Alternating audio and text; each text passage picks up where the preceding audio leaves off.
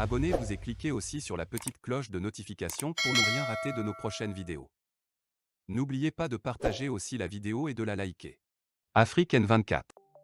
Communiqué conjoint des associations et partis politiques membres de la plateforme panafricaine de souveraineté et des organisations des sociétés civiles et des diasporas des 15 pays africains d'expression française.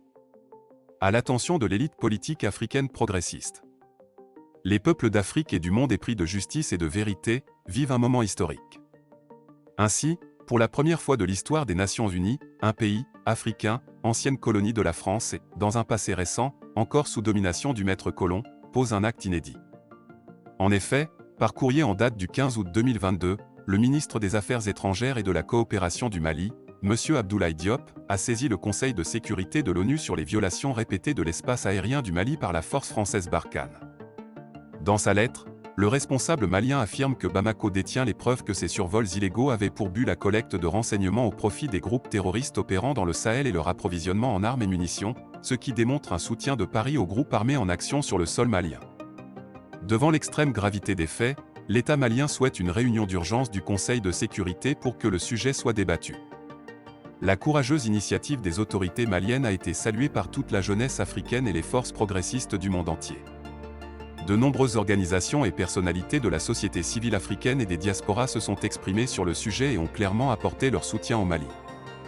Dans ce contexte d'engagement fort de tous les dignes fils d'Afrique, à l'exception notoire du docteur Messan Kodjo Agbeyome, président démocratiquement élu du Togo et chef du gouvernement en exil, qui s'est exprimé publiquement sur une chaîne panafricaine du continent en apportant son soutien franc et net au gouvernement malien dans sa saisine du Conseil de sécurité de l'Organisation des Nations Unies. On relève néanmoins un silence assourdissant et déshonorant des autres figures politiques qui pensent incarner l'espoir des nouvelles générations et ont l'ambition de briguer demain la magistrature suprême, à l'occasion des élections présidentielles qui se tiendront un peu partout en Afrique au cours des 4 prochaines années, soit en Guinée équatoriale, au Gabon et à Madagascar en 2023, au Sénégal, au Mali et aux Comores en 2024, au Cameroun, au Centrafrique, au Togo, en Côte d'Ivoire et peut-être au Burkina Faso en 2025, et enfin au Congo-Brazzaville, au Bénin, au Niger et peut-être au Tchad en 2026. Nous voulons ici rappeler à tous les futurs candidats à ces présidentielles que l'essentiel de leur électorat est aujourd'hui constitué de cette jeunesse qui revendique et assume ouvertement ses aspirations légitimes de souveraineté, d'indépendance véritable et de développement pour leur pays et pour le continent, et qui se reconnaît dans les prises de position actuelles du peuple et des dirigeants maliens. Aux yeux de cette jeunesse, la saisine du Conseil de sécurité par le Mali ne se réduit pas à un simple conflit à régler entre la France et la patrie de Modibo Keïta. Il est avant tout question de justice, de vérité, de fierté et de dignité retrouvée pour l'ensemble du sous-continent africain jusqu'ici méprisé par les puissances occidentales. Il est question de faire toute la lumière sur les nombreux points d'ombre qui entourent la déstabilisation actuelle des pays du Sahel et du Golfe de Guinée par des groupes terroristes, endeuillant et poussant chaque jour à l'exode des milliers de familles africaines. Il est question de la paix et de la sécurité en Afrique et dans le monde. En conséquence, ne pas s'exprimer ouvertement et publiquement sur le sujet en soutenant clairement le Mali, ne pas exiger que tout soit mis en œuvre à l'ONU pour la tenue de la réunion d'urgence du Conseil sollicité par le Mali, constituerait une faute politique grave pour tout futur candidat aux élections présidentielles en Afrique. En effet, s'il est vrai que nous avons été accoutumés à évoluer et à combattre chacun pour et dans son pays, à l'intérieur des frontières artificielles dessinées par le maître colon pour nous diviser et nous affaiblir, en sorte que beaucoup d'entre nous pensaient ne pas être autorisés à s'immiscer dans les affaires politiques d'un pays autre que le sien, il est tout aussi vrai que ce temps est révolu.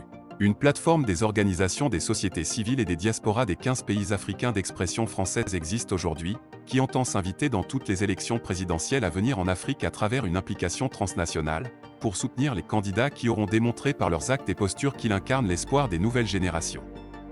Et à cet égard, l'attitude adoptée par les uns et les autres dans la circonstance présente concernant le Mali sera déterminante. En conséquence de tout ce qui précède, nous invitons instamment toute l'élite politique africaine progressiste, et spécialement les futurs candidats aux élections présidentielles des 4 années à venir, à faire des déclarations publiques, ici et maintenant, pour soutenir la plainte déposée par le gouvernement malien contre l'État français au Conseil de sécurité et exiger la tenue de la réunion d'urgence du Conseil sollicité par le Mali. Fait à Addis Abeba, le 21 septembre 2022. Les signataires. Afrique Monde. 1. Cane Afrique, association des 54 pays africains.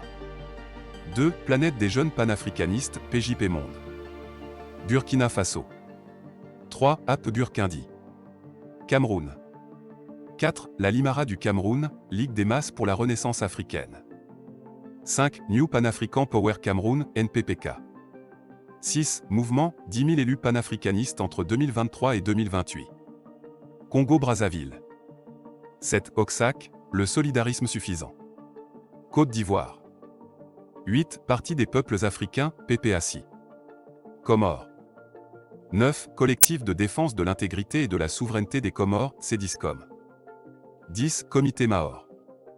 11. Waraba d'Afrique. Égypte. 12. New Power Orient, NPO. France. 13. New Power Europa, NPE. 14. Catiopa. Gabon. 15. Haïdi, 241. 16. Copil citoyen. 17. New Power.